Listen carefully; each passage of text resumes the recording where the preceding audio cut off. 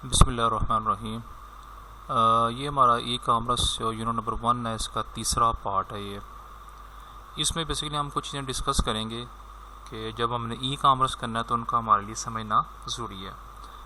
तो सबसे पहला इसमें टॉपिक है जी कि economical forces. Economics is the study of how people are allocate secure resources. Economics में बेसिकली हम ये स्टडी करते हैं कि किस तरह से हम अपने रिसोर्सेज को जो है अच्छे तरीके से सिक्योर कर सकते हैं, उनको इन्वेस्ट कर सकते हैं। Resources are allocated through commerce, that is market and government actions.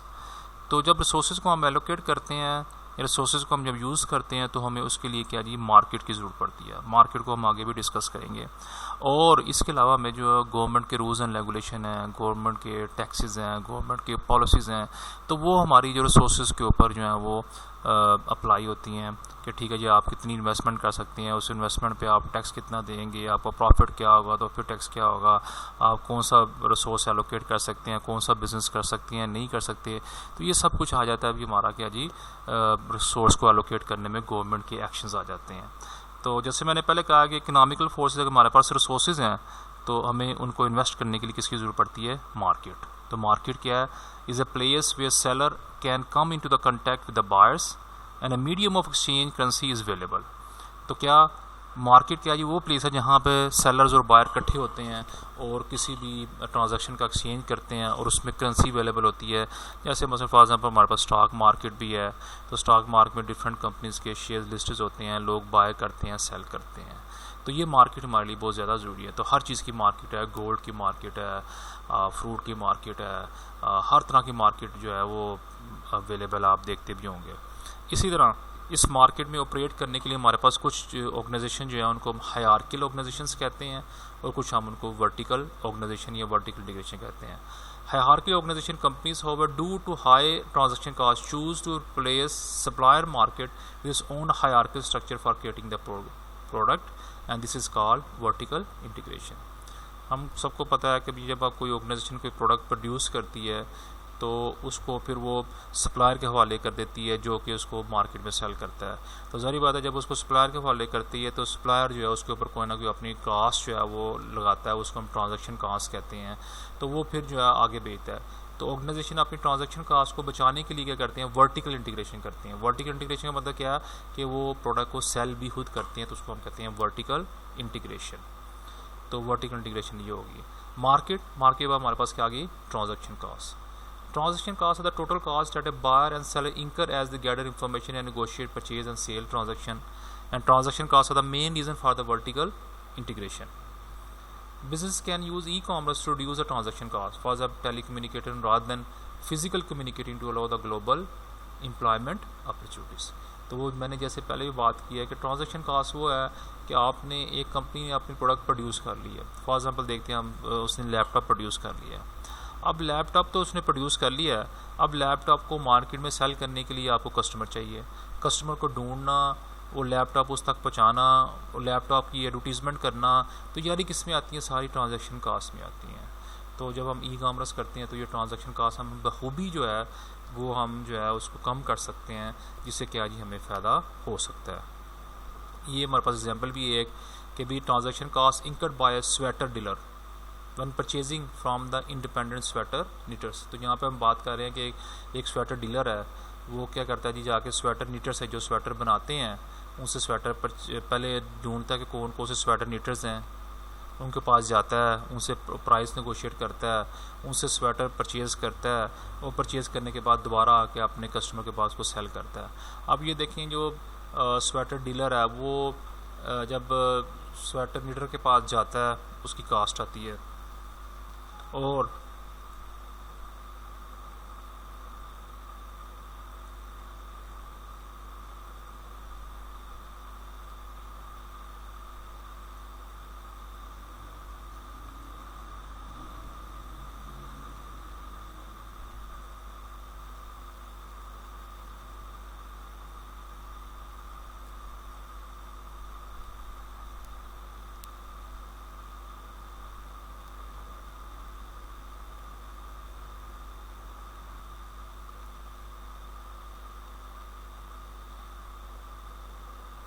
तो वो स्वेट रेंट के उसकी ट्रांजैक्शन कास्ट आती है।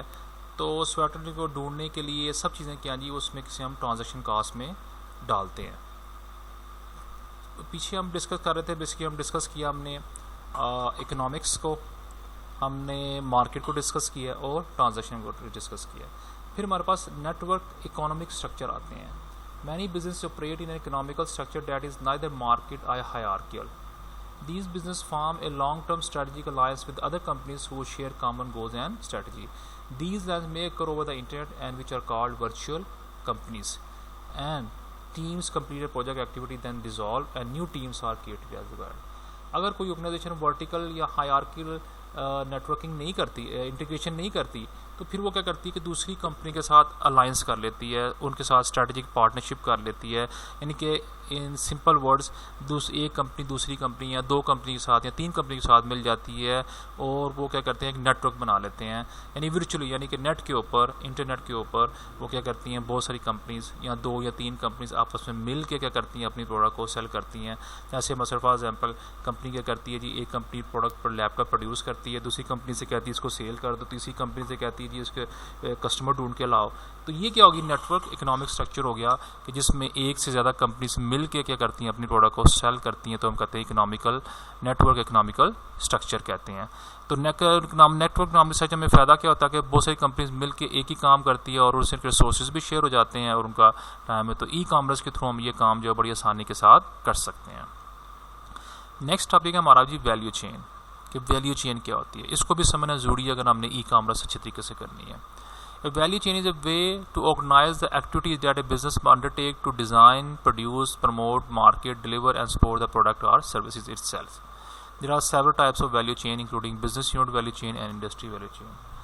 तो जो भी ऑर्गेनाइजेशन कोई भी चीज़ मैन्युफैक्चरिंग करती है या कोई भी सर्विस प्रोवाइड करती है, तो वैल्यू चेन क्या होती है कि वो किस तरीके से अपना बिजनेस रन करती है। मसलन एक प्रोडक्ट जो है वो, एक लैपटॉप जो है वो किस तरह से वो प्रोड्यूस कर रही है, डिज़ाइन कर रही है, उन सारी एक्टिविटीज़ को हम क्या क्या बोलते हैं, वैल्यू चेन बोलते हैं। अब ये वैल्यू चेन दो तरह की है, एक बिजनेस यूनिट वैल्यू चेन और एक इंडस्ट्री लेवल वैल्यू चेन। ये स्ट्रैटेजिक बिजनेस यूनिट क्या है, particular combination of product, distribution channel, customer type, large firm often break down their business into these units. And the value chain for strategic business unit includes primary activities and support activities. इसी तरह एक जो business unit है या एक company जो है वो अपनी प्रोडक्ट डिज़ाइन किस तरह करती है, उसको डिस्ट्रीब्यूट किस तरह करती है और वो किस तरह से अपना काम बिज़नेस चलाती है, तो उसको हम दो हिस्सों में डिवाइड करते हैं कि उसकी कुछ प्राइमरी एक्टिविटीज़ होती हैं और कुछ उसकी सपोर्ट एक्टिविटीज़ होती हैं। ये देखें, प्राइमरी एक्टिविटीज़ और सपोर्ट एक्टिविटीज़। प्राइमरी एक्टिविटीज़ में हाँ जी कि वो ऑर्गेनाइजेशन अपनी लैपटॉप को डिज़ाइन किस तरह करती है, फिर उसको किस तरह से मैन्युफैक्चर करती है, किस तरह से वो डिलीवर करती है और आफ्टर सेल किस तरह से सर्विस प्रोवाइड करती है, फिर वो अपने कस्टमर को कैसे आइडेंटिफाई करती है, कैसे उसकी मार्केटिंग करती है और सेल करती है और कैसे वो सप्लायर से। तो ये सारी एक्टिविटीज़ यानी कि प्राइमरी एक्टिविटीज़ वो एक्टिविटी हैं एक लैपटॉप को बनाने के लिए एक ऑर्गेनाइजेशन क्या क्या काम करती है, क्या क्या चीज़ें करती है, वो उसकी प्राइमरी एक्टिविटीज़ में आती है। सपोर्ट एक्टिविटीज़ क्या हैं जी, finance, human source, technology and development. तो फाइनेंस, ह्यूमन सोर्स में क्या वो फाइनेंस कैसे प्रोवाइड करती है, ह्यूमन सोर्स को कैसे प्रोवाइड करती है और टेक्नोलॉजी को कैसे यूज़ करती है, तो ये सपोर्ट एक्टिविटीज़ में आती हैं। तो ये सारी कहेंगे प्राइमरी और सपोर्ट एक्टिविटीज़ के थ्रू इन दोनों चीज़ों को हम जब इकट्ठा करते हैं तो वो हमारी क्या बन जाती है, वैल्यू चेन बन जाती है।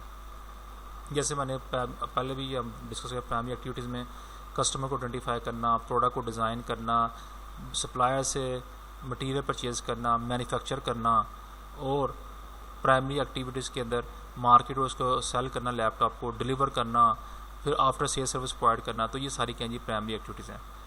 और क्या जी हमारे पास क्या जी सपोर्ट एक्टिविटीज़ के अंदर finance and administration, accounting, payroll, bills, compliance with the loss, कि ये एडमिनिस्ट्रेशन हमने कैसे रन करनी है, लोगों को कैसे हमने कंट्रोल करना है, अपने बिल्स कैसे पे करने हैं, अपने लॉज के साथ कैसे कंप्लायंस करना है, ह्यूमन सोर्स के अंदर कैसे लोगों को हमने रिक्रूट करना है, कैसे उनको हायर करना है, कैसे ट्रेन करना है, कैसे क्या। और टेक्नोलॉजी डेवलपमेंट में कि जो टेक्नोलॉजी है, आईटी या इंटरनेट जो है, हम उसको किस तरह से अच्छे तरीके से इस्तेमाल कर सकते हैं ताकि हम बेहतर तरीके से मैन्युफैक्चरिंग कर सकें अपनी या लैपटॉप को अच्छे तरीके से बना सकें। तो इंडस्ट्री फिर वो तो थी ना, ये पीछे जो हम बात कर रहे थे कि बिज़नेस वैल्यू चेन थी कि अभी एक बिज़नेस की वैल्यू चेन क्या है, उसमें प्राइमरी सपोर्ट आगे आती हैं। इसी तरह की इंडस्ट्री की भी वैल्यू चेन है industry value chain describe the largest team of activities into which a particular business units value chain is embedded. यानी कि इंडस्ट्री के अंदर डिफरेंट बिजनेसेस एग्जिस्ट करते हैं जिनके जो एक दूसरे को हेल्प आउट करते हैं एक चीज़ प्रोड्यूस करने में। When a business unit delivers a product to a customer, the customer might use the product as a purchase material as in its value chain। बस एक बिज़नेस जो है एक प्रोडक्ट दूसरे बिज़नेस को डिलीवर करता है और वो जो है उसकी वैल्यू चेन के लिए ज़रूरत होती है, वो उसके लिए क्या आता है, रॉ मटेरियल होता है। By examining how other business unit in industry value chain conduct their business, cost reduction and product improvement may result। तो इस तरह से हमें जब हमें पता चल जाता है कि एक इंडस्ट्री के अंदर कौन किस तरह से काम करता है, तो फिर हमारे लिए प्रोडक्ट को मैन्युफैक्चर करना, उसको डिज़ाइन करना जो हमारे लिए बड़ा क्या जी ईजी हो जाता है।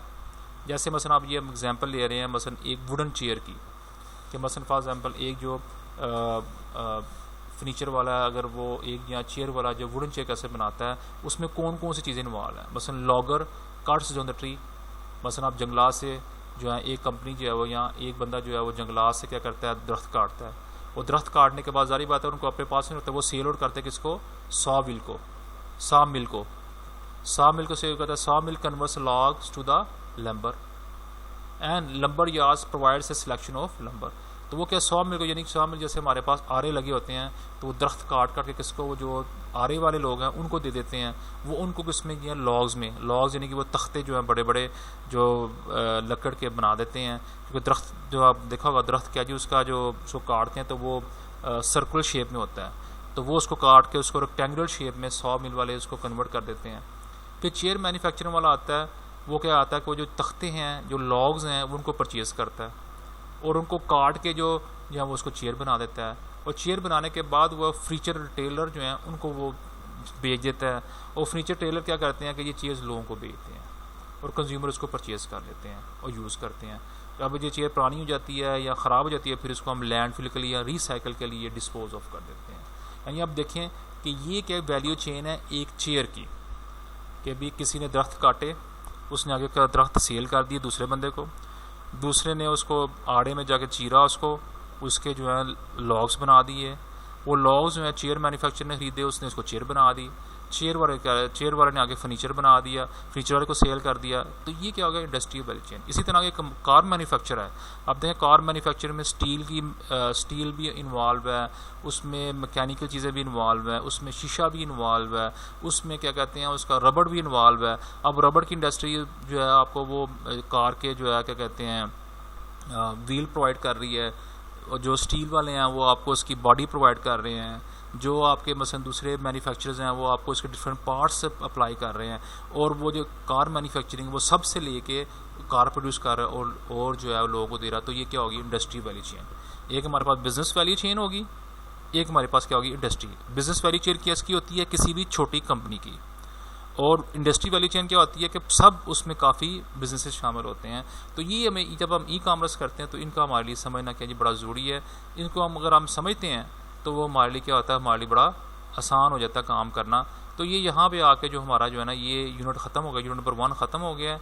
यूनिट नंबर 1 में हमने डिस्कस किया है कि ई कॉमर्स क्या होती है, उसके 8 यूनिक जो है फीचर्स हमने डिस्कस किए हैं, फिर हमने डिसएडवांटेजेस उसके डिस्कस किए हैं, फिर हमने जो रिकॉर्डिंग 2 थी उसमें हमने बात की थी कि भी कैटेगरीज़ क्या हैं, और उसके बाद फिर हमने ये बात की है कि जब हम ई कॉमर्स की तरफ जाते हैं तो हमें अपनी इकोनॉमिक्स का पता होना चाहिए, हमें अपनी ट्रांजैक्शन कास्ट का पता होना चाहिए, हमें नेटवर्क का पता होना चाहिए, हमें जो है अपनी वैल्यू चेन का पता होना चाहिए, ताकि हमें पता हो कि हमें बिज़नेस कैसे कंडक्ट करना है और उस बिज़नेस को हम बेहतर तरीके से कैसे कर सकते हैं। तो ये सब चीज़ें इसमें आती हैं वैल्यू चेन में। तो यहाँ पे आके हमारा यूनिट नंबर 1 जो है वो ख़त्म हो गया है। तो नेक्स्ट स्लाइड में इंशाल्लाह हम यूनिट नंबर 1, 2 की बात करेंगे। तो यहाँ पे आके ये हमारा यूनिट नंबर 1 जो है वो एंड हो